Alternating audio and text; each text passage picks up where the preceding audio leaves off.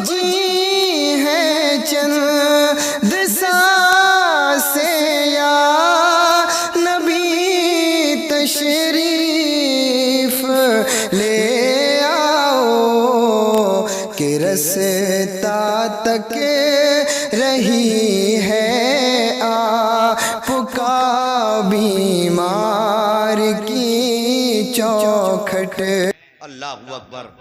ایک دن تھا کہ مہمانوں کو کھانا کھلا رہے تھے۔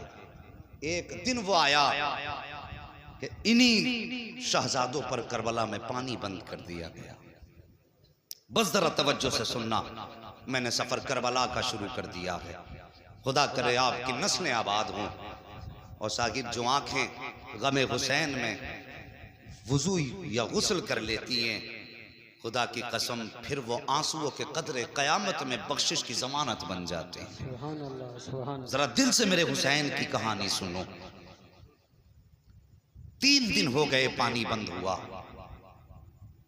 9 تاریخ کی شام کو عمرو بن سعد نے کہا، حسین سر دینا ہے کہ ہاتھ دینا ہے؟ میرے حسین نے فرمایا، یہ ہاتھ تو میرے مصطفیٰ کی امانت ہے، میں یہ ہاتھ تو نہیں دے سکتا۔ کہا پھر سر دینے کے لیے تیار ہو جاؤ۔ میرے حسین نے فرمایا، ہمیں آج کی رات کی مہلت دی جائے۔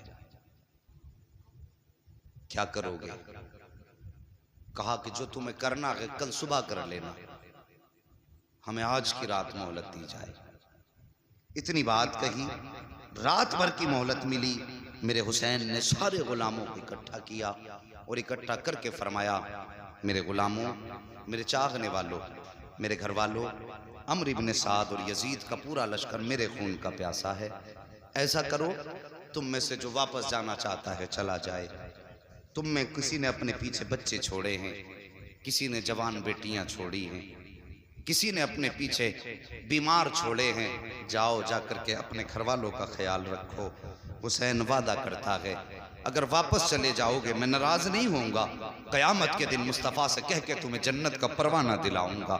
چیخیں نکل گئیں غلاموں کی، کہنے لگے حسین ہماری اولاد ہماری جان اتنی قیمتی تو نہیں کہ ہم تمہیں چھوڑ کے اپنے گھر چلے جائیں، اور مصطفیٰ کے شہزادے پر 3 دن سے پانی بند ہو۔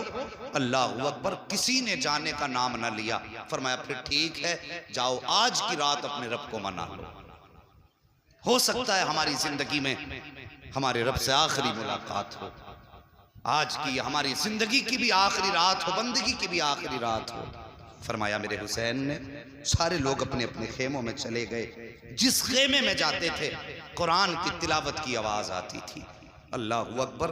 اسی عالم میں رات کا آدھا پہر گزرا، میرے حسین کی 7 سال کی شہزادی حضرت سکینہ اٹھیں، پھوپھی زینب کے پاس گئیں، کہنے لگی پھوپھی ہر خیمے سے قرآن کی آواز آ رہی ہے، میرا بھی جی چاہتا ہے میں بھی قرآن پڑھوں۔ اتنی بات کہی نا، ذرا بیٹی والے اس بات کو دل سے سنیں، اور جن پر اولاد نہیں اللہ حسین کے ذکر کی محفل کے صدقے میں انہیں صاحب اولاد بنا دے۔ کہا امی پھوپھی سب قرآن پڑھ رہے ہیں، میرا بھی جی چاہتا ہے میں بھی قرآن پڑھوں۔ اتنی بات سیدہ سکینہ نے کہی، کہنے لگی بیٹی جاؤ تم قرآن جا کے اپنے بابا سے پڑھو۔ حضرت سکینہ آئیں، میرے حسین قرآن کی تلاوت کر رہے ہیں۔ کہا بابا ہم بھی قرآن پڑھنا چاہتے ہیں۔ حسین نے کہا بیٹی قرآن کے لیے وضو ضروری ہے۔ اللہ اکبر۔ جب وضو کی باری آئی کہتی بابا یہاں تو 3 دن سے پانی پینے کو نہیں ملا ہے، وضو کیسے کیا جائے گا؟ فرماتی بیٹی ہمارے اسلام میں رخصت ہے، اگر پانی نہ ملے تیمم کر لو۔ تیمم بیٹی کو کرایا حسین نے، اس کے بعد قرآن لے کر کے بیٹھے ہیں۔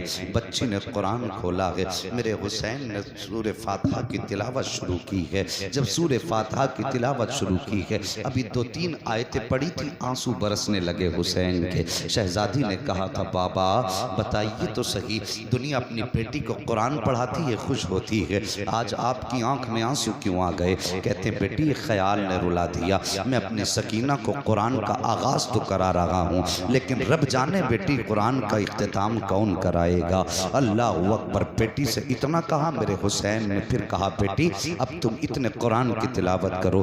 حسین نے سجدے میں سر رکھا. اہل بیت اطہار قرآن پڑھ رہے ہیں, غلامان حسین قرآن پڑھ رہے ہیں, سارے لوگ قرآن کی تلاوت میں مصروف ہیں. رات کا آدھا پہر گزرا, تیسرا پہر گزرا, فجر کا وقت آیا. میرے حسین نے کہا اکبر جی بابا کا بیٹے جاؤ ذرا کربلا کے میدان میں فجر کی اذان پڑھو. جب اذان پڑھ کے واپس آؤ تو میدان کا جائزہ بھی لے کر کے آنا, میدان کا کیا حال ہے. یہ کہہ کے آپ نے اکبر کو بھیجا. حضرت علی اکبر کے میدان کا جائزہ لیا. جائزہ لیتے لیتے آپ نے دیکھا کوئی خاتون ہچکی بھر کے رو رہی ہیں. اللہ اکبر, سر سے لے کے پیروں تک پردہ ہے اور اپنے دوپٹے کے آنچل سے زمین کربلا کو صاف کر رہی ہیں.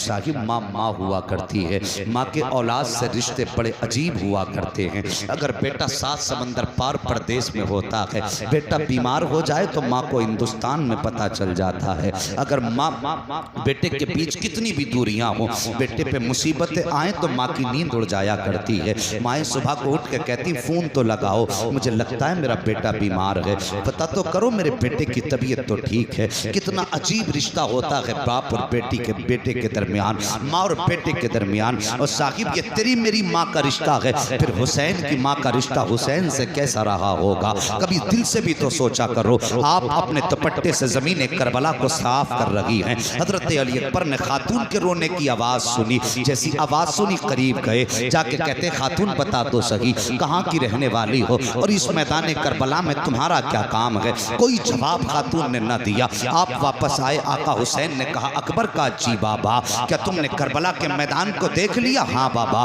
کہا کیا دیکھا ہے. کہا بابا سب کچھ دیکھا لیکن ایک عجیب معاملہ سامنے آیا ہے. کہا کون سا معاملہ. کہا بابا جی بات یہ ہے میں نے ایک خاتون کو زمین کربلا پر اپنے دوپٹے سے صفائی کرتے ہوئے دیکھا ہے. وہ خاتون صفائی بھی کر رہی تھی, آنسو بھی بہا رہی تھی. میرے حسین نے کہا تھا جب سے اتنا سنا اللہ اکبر. آقا حسین فرماتے جانتے ہو وہ خاتون کون ہے. کہا بابا میں جانتا نہیں ہوں. آقا حسین کی چیخ نکلی. رو کے فرمایا اکبر جس خاتون کو تم اجنبی خاتون کہہ رہے ہو وہ کوئی اجنبی خاتون نہیں تھی بلکہ میری ماں فاطمہ الزہرا تھی جو مدینے سے چل کے کربلا کے میدان میں آئی ہے. بابا فاطمہ الزہرا کا کربلا کے میدان میں کام کیا تھا. میرے حسین فرماتے ہیں اکبر میری ماں کربلا کے میدان میں اس لیے آئی ہے کہ جب حسین سواری سے نیچے آئیں گے 72 زخم تیروں کے ہوں گے, 56 زخم تلواروں کے ہوں گے. میرے شہزادے کا جسم زخموں سے چور چور ہوگا. جب زمین پہ آئے گا